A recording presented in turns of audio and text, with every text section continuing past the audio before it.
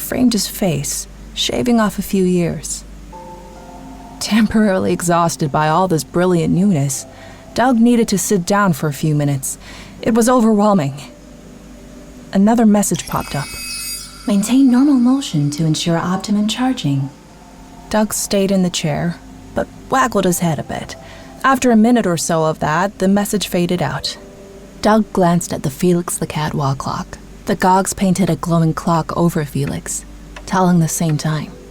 Actually, it was a few minutes faster because Felix was running slow. This new glowing clock then shrank itself down and scuttled up into Doug's upper right vision field. Under the new glowing clock was a set of 6 digits. 0 hours, 0 minutes, 0 seconds. Doug had no idea what that was all about, but he imagined it would become clear in time.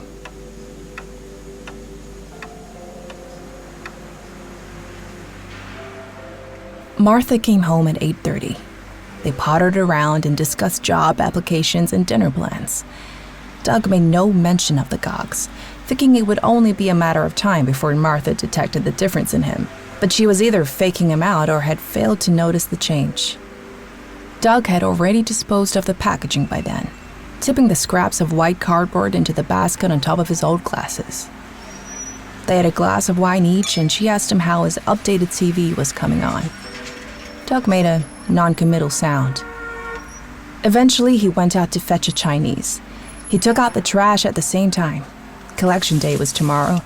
It was only a few blocks to their usual Chinese, so he walked rather than having it delivered, feeling a new spring in his stride. The evening was pleasant, the sky a shimmering burnt orange. He caught his reflection a few times as he passed shop fronts, surprised at his confident go-get-it bearing. In the Chinese, Doug chose their usual favorites from the menu and produced his nearly maxed-out card. As he made to tap it, the gogs dropped a box around the part where his name was embossed. Enjoy your meal, Douglas. "Wait, what?" he mouthed.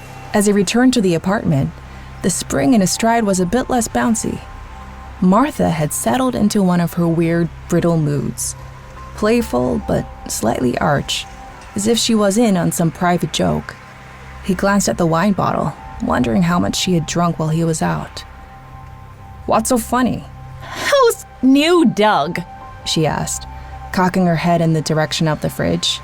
He went over and grumpily scrambled the letters. Martha was already up and gone when Doug surfaced, roused by the dinosaur moan of the garbage truck.